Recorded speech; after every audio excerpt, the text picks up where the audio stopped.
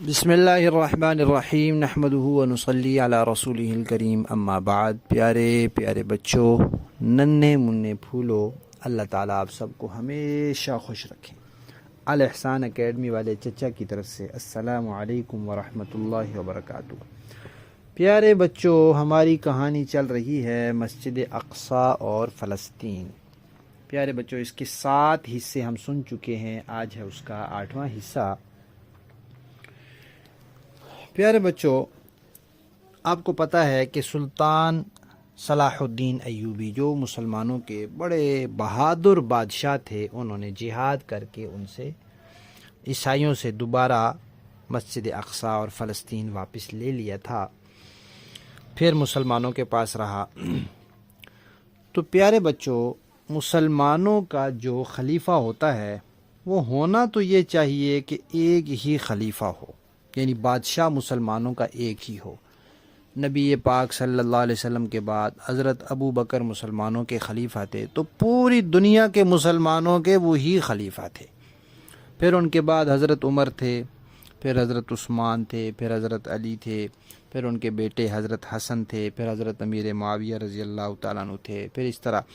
تو پوری دنیا کے مسلمانوں کا ایک ہی خلیفہ ہونا چاہیے، اور سارے علاقوں کے لوگوں کو اس کے ماتحت ہونا چاہیے۔ تو جب مسلمانوں کا ایک خلیفہ ہوتا ہے، اس کی حکومت ہوتی ہے، تو اس کو کہتے ہیں خلافت۔ تو پیارے بچوں، ایک خلافت تھی جس کو خلافت عثمانیہ کہتے ہیں۔ وہاں کے لوگ عثمانی لوگ تھے، تو ان کی نسبت سے اس کو خلافت عثمانیہ کہتے ہیں۔ خلافت عثمانیہ مسلمانوں کی بہت بڑی حکومت تھی، بڑی حکومت۔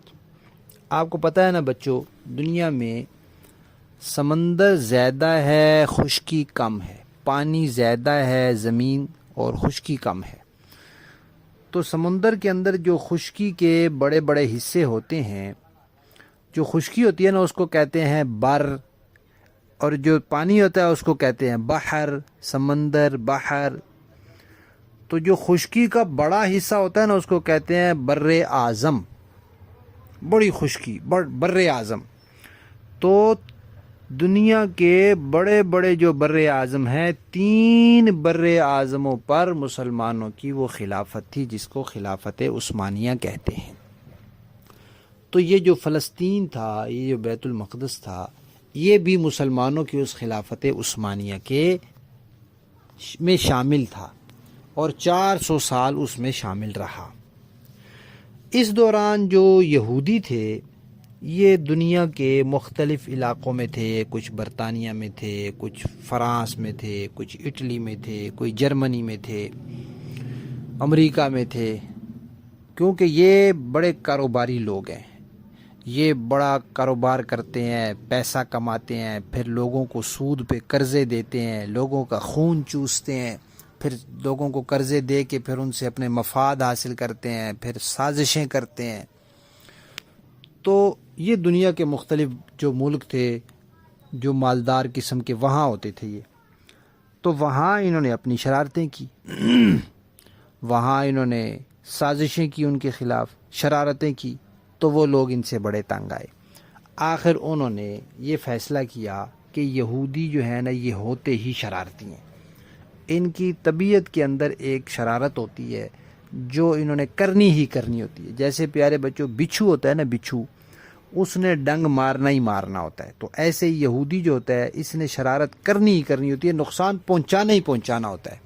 آپ کو پتہ ہے نا، یہودیوں نے اپنے نبیوں کو بھی قتل کیا ہے، جو ان کے اپنی قوم کے نبی تھے، ان کو بھی انہوں نے شہید کیا ہے۔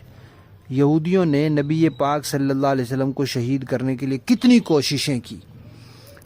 یہ یہودی عورت تھی جس نے نبی پاک صلی اللہ علیہ وسلم کو زہر دے دیا تھا، تو آپ کو اللہ نے بتا دیا، لیکن کچھ 1-2 صحابہ اس میں شہید ہو گئے تھے۔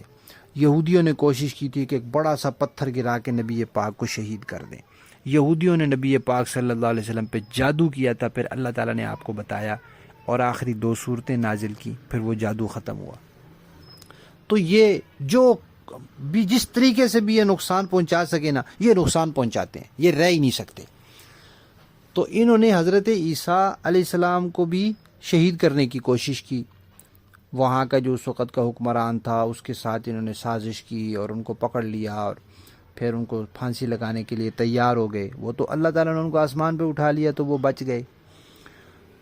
تو اب یہودی جو تھے یہ برطانیہ میں، امریکہ میں، جرمنی میں، اٹلی میں، ان ملکوں میں تھے. تو انہوں نے کہا کہ یہ سازشی لوگ ہیں، یہ ضرور شرارت کرتے ہی کرتے ہیں، لہذا ان کے پاس جتنے پیسے شیسے ان سے چھین لو اور ان کو مار مار کے یہاں سے بھگا دو.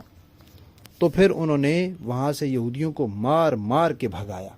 امریکہ نے، برطانیہ نے، اٹلی نے، فرانس نے، جرمنی نے نکالا ان کو وہاں سے. تو پھر یہ ان کو کوئی رکھنے کے لیے تیار نہیں تھا. تو پھر یہ کہاں آئے؟ پھر یہ مسلمانوں کے پاس آئے. سلطنت عثمانیہ جو تھی، خلافت عثمانیہ، ان کے بادشاہ کے پاس آئے کہ ہم مظلوم ہیں، ہر جگہ ہمیں مارا گیا ہے، ہمارے پیسے چھین لیے گئے ہیں، لہذا ہمیں رہنے کی اجازت دیں. تو وہ جو مسلمانوں کے اس وقت کے خلیفہ تھے، سلطنت عثمانیہ کے بادشاہ، انہوں نے کہا ٹھیک ہے، جو اسلام کے اصول ہیں ان کے مطابق ہم آپ کو رہنے کی اجازت دیتے ہیں، آپ ہماری خلافت کے اندر رہ سکتے ہیں.